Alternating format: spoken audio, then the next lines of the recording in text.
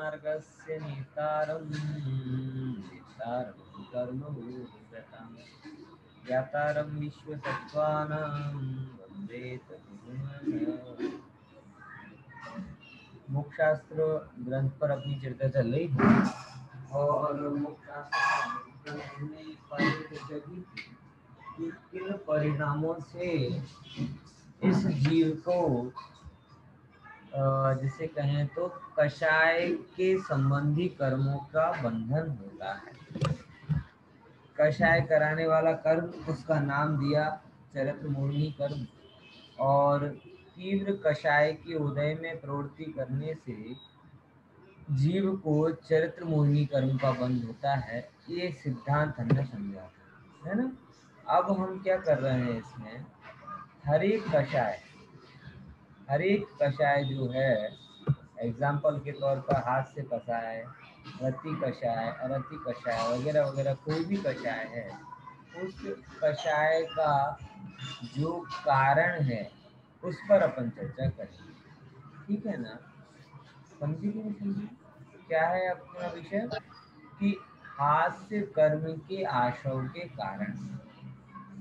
हास्य कर्म के आशय के कारण मतलब क्या हुआ भैया, कौन बताएगा?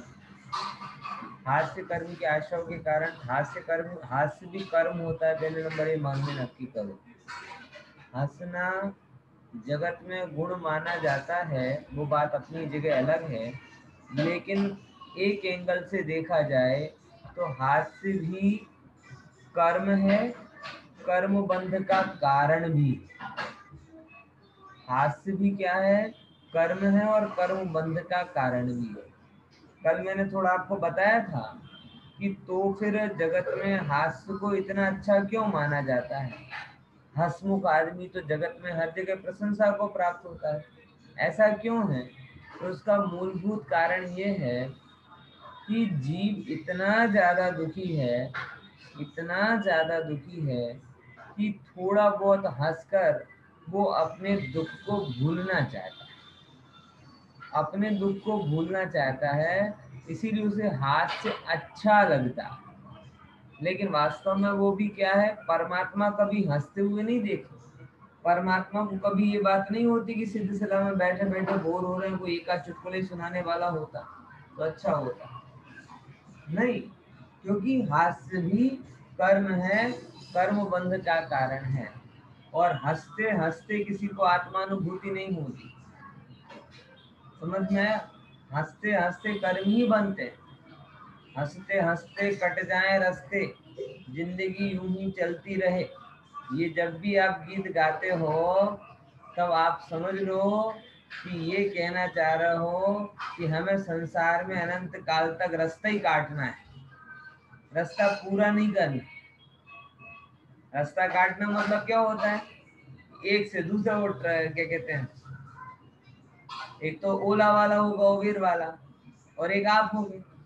ओला उबेर वाले का रोड ही डेस्टिनेशन और आपका एक डेस्टिनेशन, समझ में आया?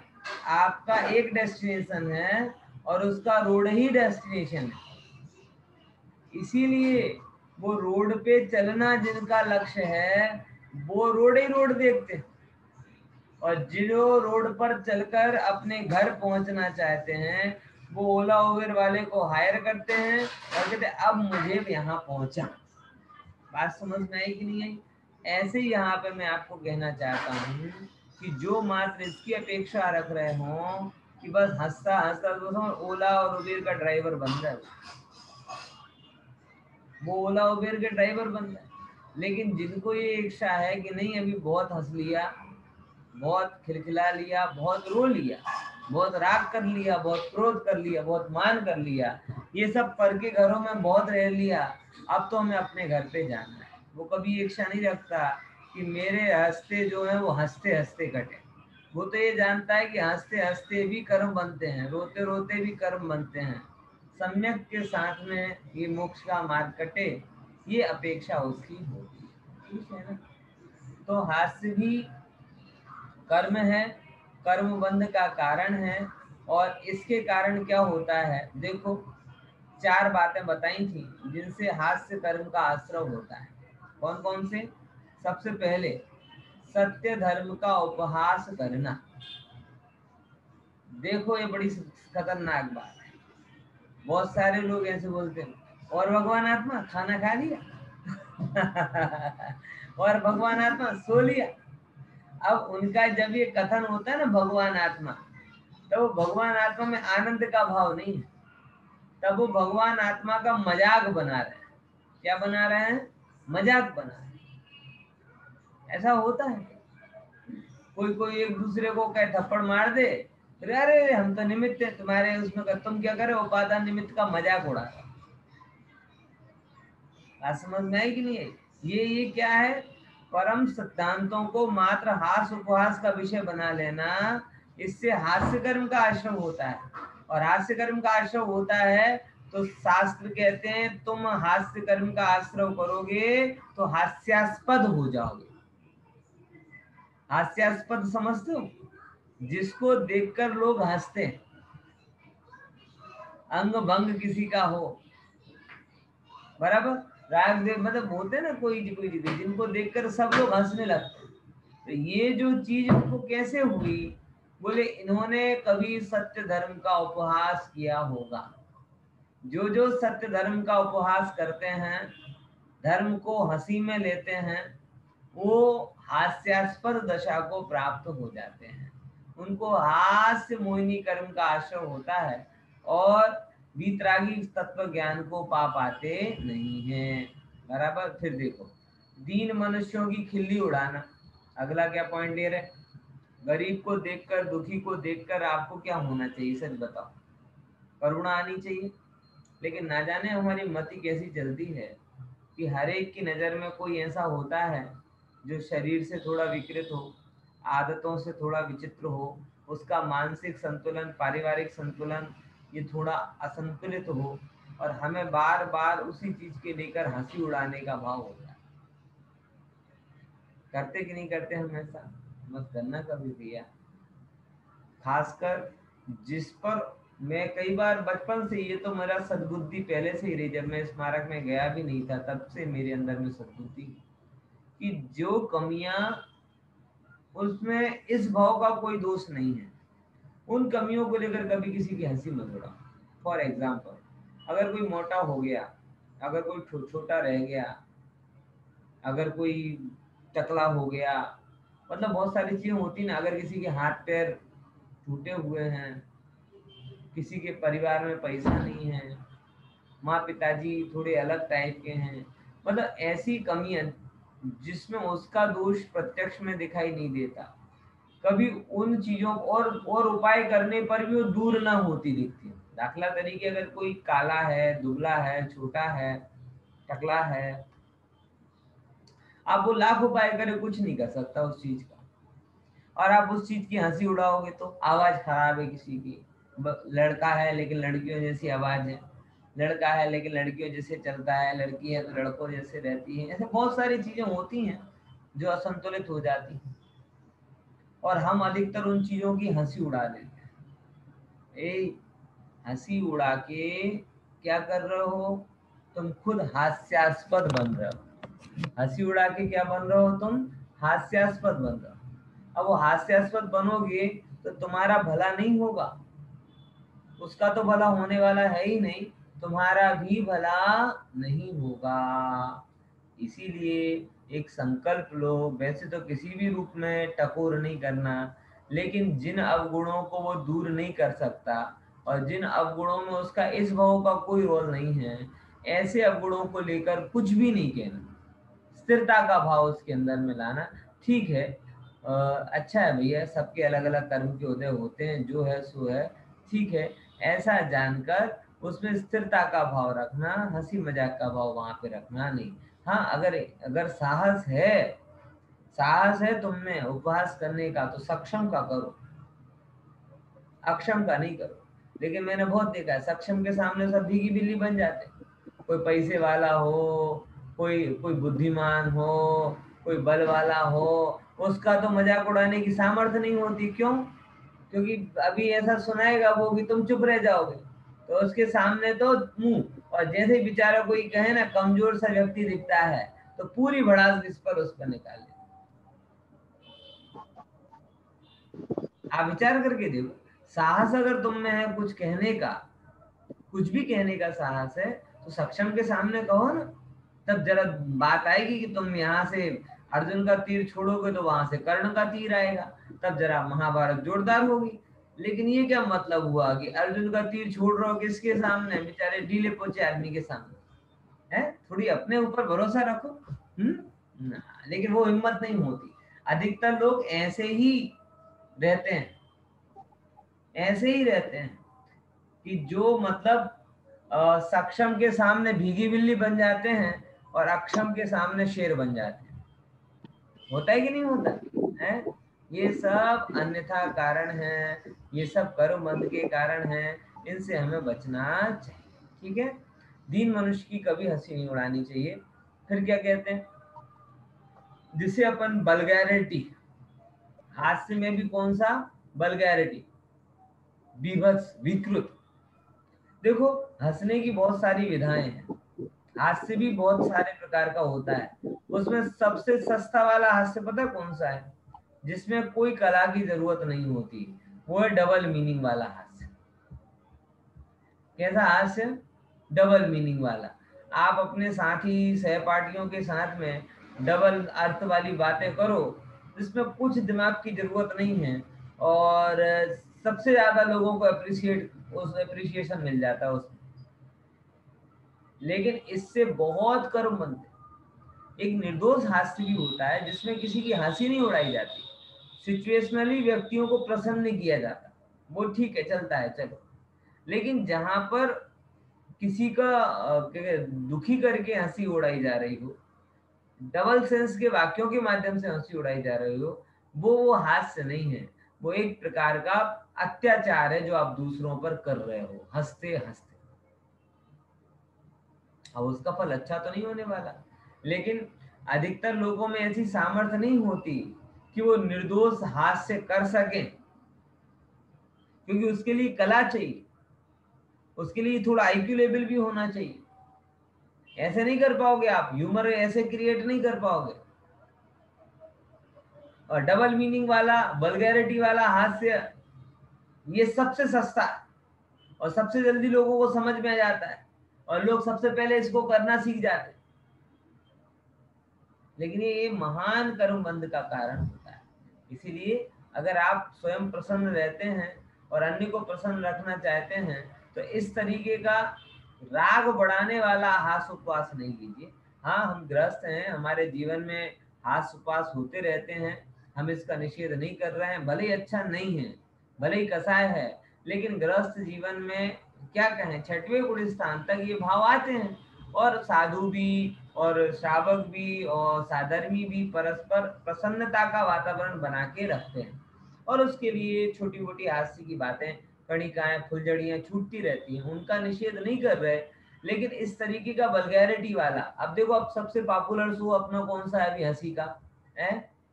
कौन सा शो है? कपिल शर्मा शो अपन देखते हैं ना।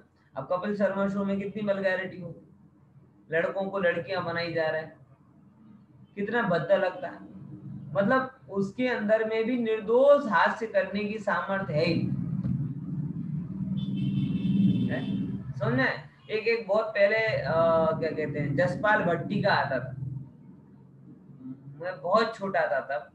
वो भी हास्य करता था, लेकिन वो व्यंग करता था। उसका क्या होता था, हास्य के साथ में एक कटाक्ष भी होता था। ऐसा होता कि मतलब वो पूरी सिचुएशन बनाता था, और उस सिचुएशन के बाद में लोगों को कोई मैसेज भी जाता था और व्यंग भी होता था। आप डॉक्टर हरिप्रसन्न शंकर परशाई के व्यंग पढ़ो, अगर आपको हिंदी का शौक है तो। जरा सी भी अभद्रता लाए बिना हरिशंकर परसाई जी हिंदी के सर्वश्रेष्ठ व्यंगकार अभी तक। मतलब किस तरीके से वो एक संदेश के साथ में हास्य उत्पन्न करते हैं, वो चीज आपको उससे पता चलेगी। खैर, मुझे इस पे बहुत प्रवचन नहीं देना, कौन सा हास्य बढ़िया है, कौन सा हास्य दोष वाला है। अपन तो वीतरागी तत्व ज्ञान की बात कर रहे हैं, वहां पे तो सर्व हास्य कसाई का कारण है। लेकिन उसमें भी मैं ये कहना चाह रहा हूँ, ये जो बीच में मुद्दा लाया, बहुत विचार करके लाया, क्योंकि व्यक्ति वल्गैरिटी की तरफ जा रहा है। अभद्रता, अश्लीलता, ये हास्य के अंग बन गए, अथवा लोगों को ऐसा लगता है इसके बिना हास्य हो ही नहीं सकता। ऐसा नहीं, ऐसा नहीं है। साधर्मी को, श्रावक को प्रशस्त हास्य की एक बार परमिशन दी गई है, लेकिन अभद्र और अश्लील हास्य ये महान कर्मबंध के कारण है। इस बात का हमें ध्यान रखना चाहिए। हंसते हंसते कर्म जो बांधोगे, रो रो कर हाँ, ये कह रहे हैं भद्रम भद्र, बहुत सही है, मैंने वो भी आधा पढ़ा है।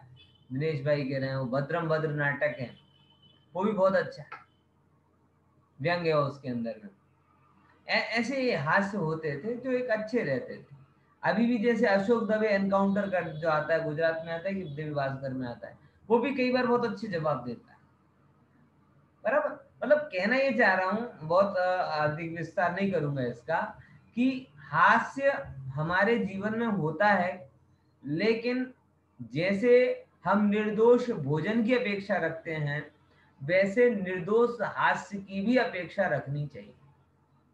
क्योंकि जैसे निर्दोष भोजन स्वास्थ्यवर्धक होता है, दोष करने वाला भोजन बहुत भारी पड़ता है, वैसे ही ये जो हंसते हंसते हम अश्लीलता के साथ में हंसेंगे, दुखी करके किसी को हंसेंगे, तो जो हंसते हंसते हम कर्म बांधेंगे वो रोते रोते भुगतने पड़ेंगे।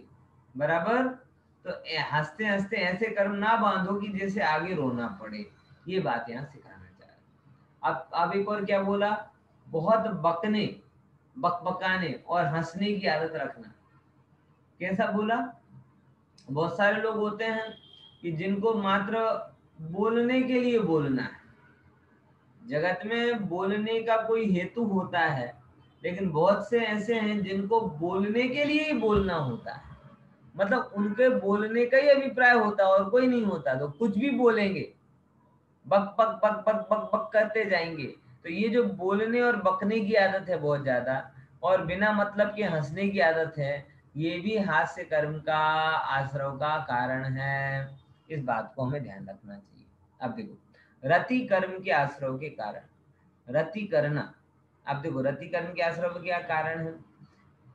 पहले नंबर, रति से प्रॉब्लम क्या है, रति होनी चाहिए ना। हम दुनिया में कहते भी है ना, सबसे प्रेम से रहो, प्रेम से बातें करो, ये प्रेम से पूर्वक रहो, ये हमें तो बहुत अच्छा लगता है रति करना। सारा जगत यही कहता है कि भाई प्रेम पूर्वक, प्रेम पूर्वक, लेकिन ये नहीं समझते भैया कि रति में ही अरति का बीज छुपा हुआ रहता है। द्वेष भी राग के कारण होता है, राग ना हो तो द्वेष कहां से हो। समझ रहे हो ये बात है? द्वेष किसके कारण हो रहा है? सारी दुनिया कहती है कि जमीन के कारण इनमें द्वेष हुआ, जर जोरू और जमीन, ये किसके कारण है? जर जोरू, जर मतलब पैसा, जोरू मतलब स्त्री, और जमीन मतलब प्रॉपर्टी। किसके कारण झगड़ा होता है ना? बोले नहीं, जर जोरू जमीन के कारण झगड़ा नहीं होता। जर जोरू और जमीन के प्रति जो जीव का राग है, उस राग से झगड़ा होता है। यानी द्वेष का मूल द्वेष नहीं है, राग। ऐसे ही अरति का मूल भी अरति नहीं है, रति। और जिसके लिए ये क्या कहें, अगर इन कर्मों को रोकना है, अरति आदि भावों को रोकना है, तो उसे रति आदि भावों को भी हटाना पड़ेगा। इसीलिए अगर आप रति में पड़े रहोगे तो अरति करे बिना, करती हुए बिना रहेगी नहीं, कषाय हुए बिना रहेगी नहीं, राग देश हुए बिना रहेंगे नहीं। बराबर ना? आप समझते हैं रति कर्म के आश्रव के कारण क्या क्या हैं। तो बताया, नाना प्रकार की क्रीड़ाओं में लगे रहना। रति के आश्रव के क्या कारण हुए? नाना प्रकार की क्रीड़ाओं में लगे रहना। क्रीड़ा आजकल ये बहुत बड़ी समस्या है। बड़े बड़े लोग भी कभी गेट टुगेदर करते हैं तो बैठ के स्वाध्याय नहीं करते। 60 65 65 साल के लोगों का सोशल गेट टुगेदर भी देखा, उसमें कभी पंडित को नहीं बुलाया जाएगा कि भैया फाइनल एग्जाम की तैयारी कर लें, उसमें तो मास प्रमोशन मिलने वाला नहीं है। समझ में आया? है? ख्याल में है कि नहीं है? ये 60-70 प्लस वाले भी ये अपेक्षा रखते हैं कि जैसे कोरोना काल में 10th वालों को 12th वालों को मास प्रमोशन मिल गया, और मास प्रमोशन मिला तो सबको ए ग्रेड बी ग्रेड, एक बी ग्रेड वालों को भी A1 और A+ आ गया, ऐसे ही हमको भी मास प्रमोशन मिल जाएगा और हम सब फर्दर जो अपनी गति है, आगामी गति, उसमें बहुत बढ़िया जगह सेट हो जाएंगे। तो ऐसे मास प्रमोशन की इच्छा रख रहे हैं, ऐसा हो सकता नहीं। तो कभी किसी पंडित को बुला के फाइनल एग्जाम की तैयारी कर ले तो अच्छा है, लेकिन वहां पे भी उन्हें फाइनल एग्जाम की तैयारी नहीं करनी। गेट टुगेदर करेंगे तो वो वहां पर भी 50 गेम खेलेंगे, पार्सल गेम खेलेंगे, बिल क्या कहते हैं, फ्रॉग रेस खेलेंगे, पत्ते खेलेंगे, ना जाने क्या क्या करेंगे।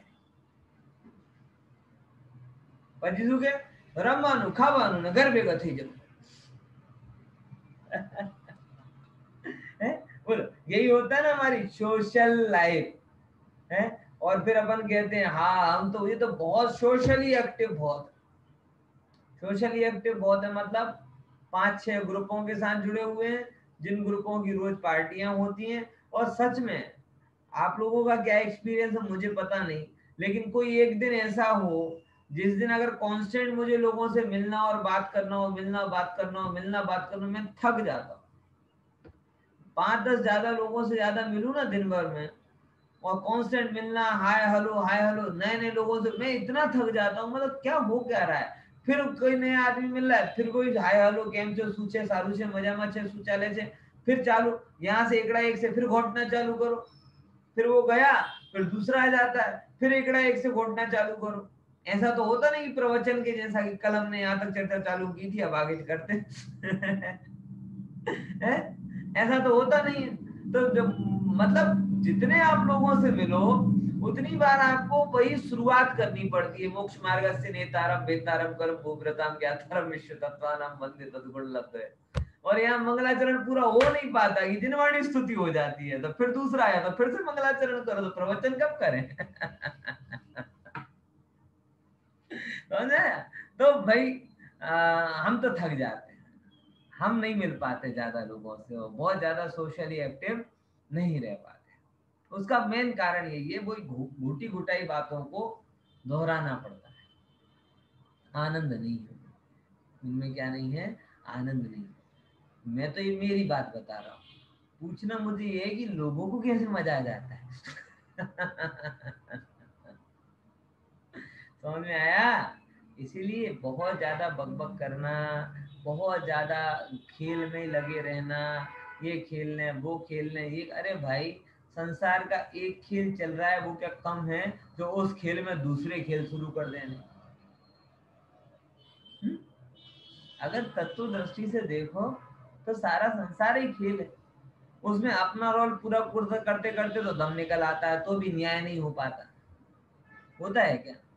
कोई ऐसा कहने वाला है माइकल लाल, जो ये कहे कि मैंने अपने सारे रोल बहुत कंप्लीटली प्ले कर दिए, मैंने सबको संतुष्ट कर दिया, मैंने सबको सुखी कर दिया, मैंने सारी परिस्थितियों को भली भांति जान लिया, मेरे से कोई दुखी नहीं है कोई माइकल लाल ऐसा कहने वाला है? लाख અડધા થઈ જાઓ તમે બધાને રાજી રાખતા રાખતા, તો આ સંસારના ખેલમાં હારવાના જ છો। પરફેક્શન કોઈને હજી સુધી મળ્યો નથી, પૂર્ણતા કોઈને હજી સુધી મળી નથી। હજી 17 વર્ષનો છોકરો હોય કે 70 યર્સના કાકા હોય, બંને શું કરી રહ્યા છે? શીખી જ રહ્યા છે, કોઈ પરફેક્શન નથી પામ્યો। અને ખરેખર આમાં હું પણ નિર્દોષતા સાથે સ્વીકાર કરું છું આ વસ્તુને, કે સંસારમાં ગમે તેટલા તમે ડાયા થવાની પ્રયાસ કરો, પણ કોઈક ને કોઈ વસ્તુમાં તો તમે ગાંડા છો સિદ્ધ થઈ જ જશે, એમાં કોઈ નવાઈ નથી। ખ્યાલ આવે છે? એટલે એ જ છે કે સંસારનો શું એક ખેલ ઓછો છે, જો એક ખેલના અંદરમાં બીજું ખેલ લગાડવાનું છે। આ જ ખેલમાં માસ્ટરી હાસિલ કરો ને, આમ જ જીવન બહુ ઓછો છે। કેટલો છે વિચાર કરો। અને રમતા રમતા રમતા, ભમતા ભમતા ભમતા હે કઈ ઠેકાણો પડશે નહીં. એટલા માટે બહુ સંસારમાં એક્ટિવ રહેવામાં કઈ સાર મને તો લાગતો નથી. બરાબર, આ ક્રીડા કરી લઉં, આ કરી લઉં, આ મળી લઉં, આ ભેગો કરી લઉં, આ શીખી લઉં, આ બધું તમને મોહની ખોરાક છે અને મોહને લીધે આ બધું ભાવ થતા હશે, પણ એમાં કઈ દમ નથી. જો પછી શું થાય, व्रत और शील के पालन में अरुचि रखना, ये भी बहुत बड़ी बात है. स्वयं व्रत का पालन नहीं करना, व्रतियों की अनुमोदना नहीं करना, और मुझे व्रत पालन करने ऐसा भाव ही नहीं रखना. मतलब क्या है, मतलब सीधा सीधा ये है कि व्रत आदि के प्रति अरुचि रखना, इसका दुष्परिणाम क्या होता है? दुष्परिणाम ये होता है कि आपको आज अरुचि है, तो इसका दुष्परिणाम क्या होगा कि कल के दिन रुचि भी होगी ना, तो शरीर और संयोग अनुकूल नहीं मिलेंगे. पॉइंट समझ में आया? व्रत और शील में अरुचि रखने का क्या परिणाम है और रुचि रखने का क्या फल है, ये बात में आप अच्छे से समझ लो. अगर अरुचि होगी तो क्या होगा और रुचि होगी तो क्या होगा.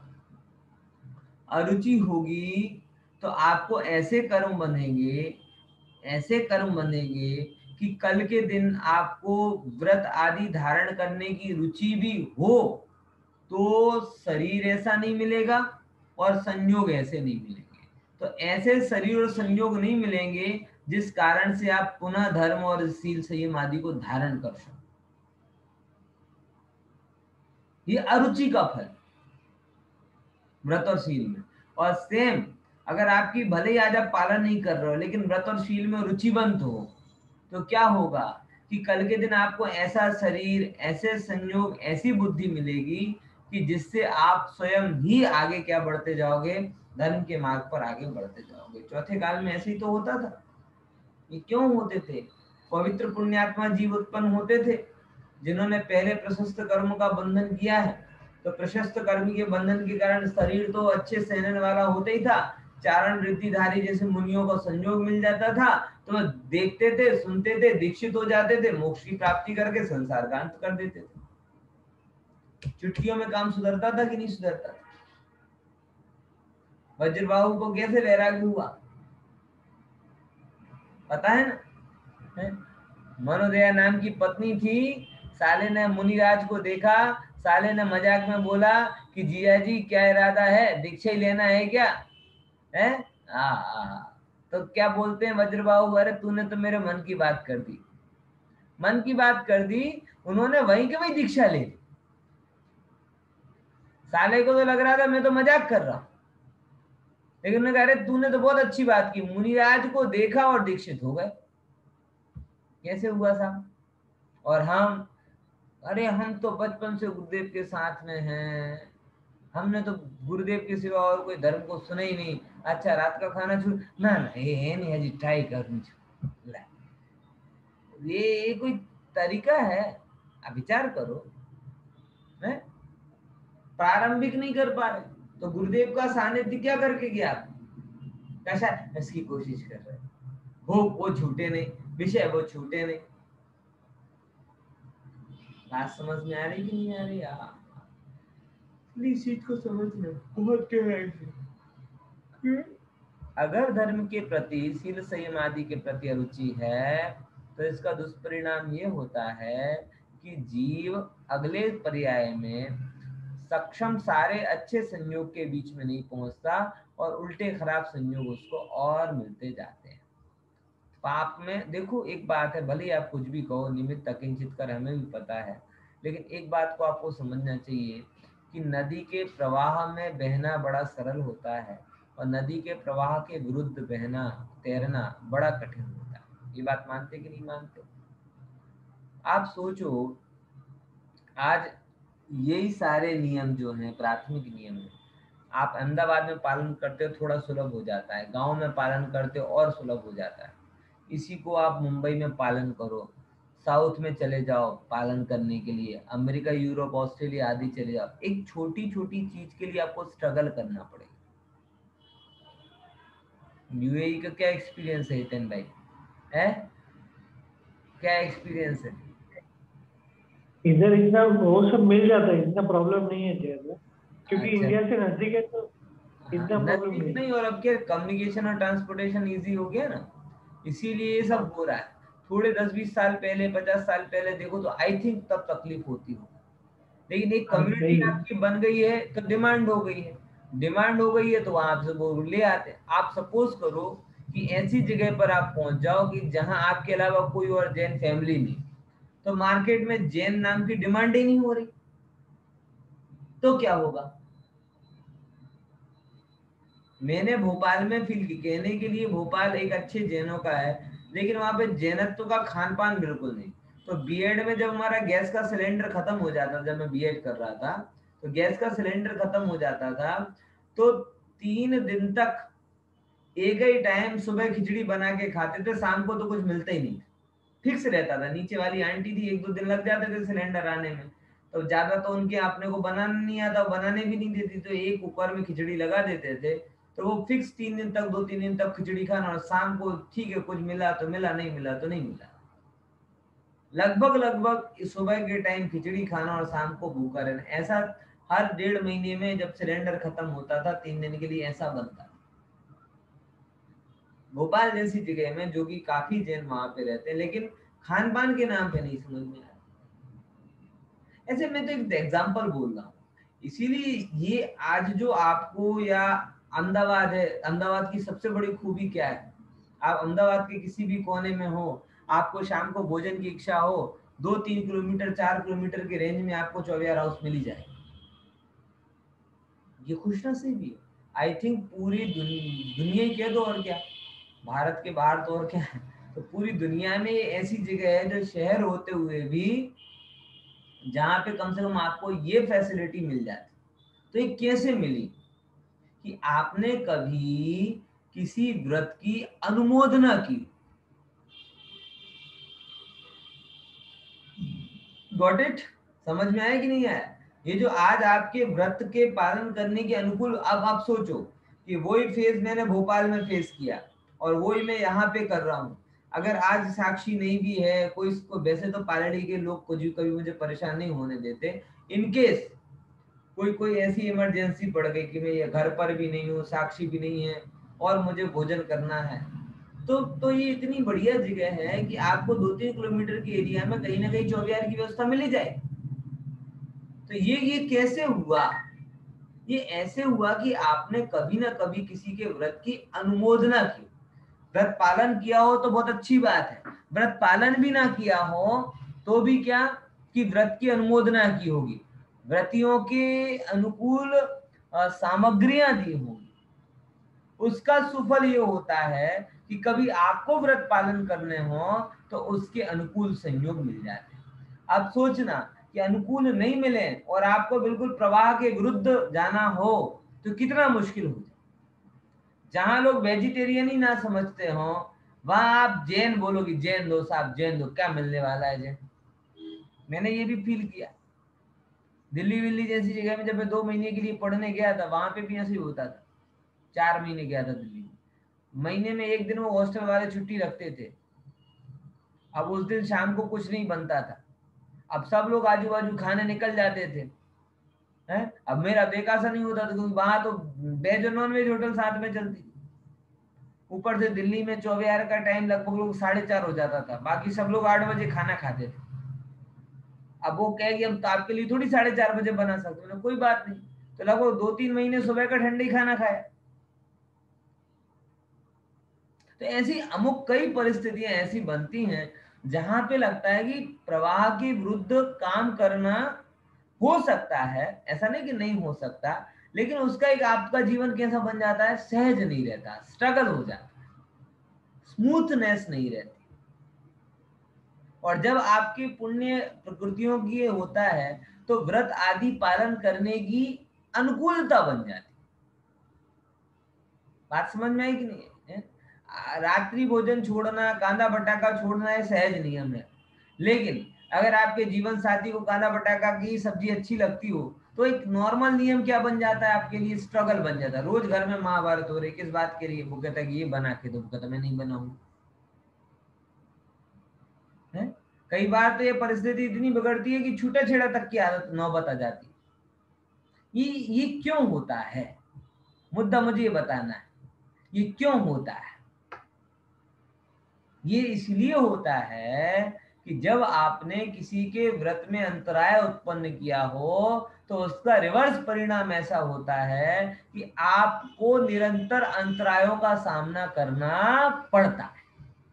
इसीलिए मैं आपको कहता हूं, बहुत विनम्रता के साथ में कहता हूं कि कभी भी एक तो प्रमाद का आचरण मत करो, और अगर हो रहा है जीवन में तो उस आचरण का खेद रखो, और जो पवित्र आचरण कर रहे हैं उनके अनुमोदना का भाव रखो, और कोरी अनुमोदना का भाव नहीं रखो, उनके सहयोगी बनो। आज सच बता रहा हूं, बड़े दुख के साथ में कहना पड़ रहा है, अपने मुमुक्षुओं की समाज में कोई व्रती आ जाए, व्रती मतलब सामान्य व्रती, महाव्रती की बात नहीं, तो सामान्य व्रती को भोजन कराने के लिए माताओं बहनों को इतनी चिंता हो जाती है, इतनी चिंता हो जाती है कि क्या बता, क्या होगा, कैसे बनाएंगे, कैसे खाएंगे, कैसे बनाएंगे, कैसे। अरे भैया, बहुत ये नहीं चाहिए अपने को, तो कैसे पंडित चाहिए साहब, ज्यादा व्रत व्रत पाले, प्रवचन धुआंधार करें और जैसा हम खाए वैसा वो खा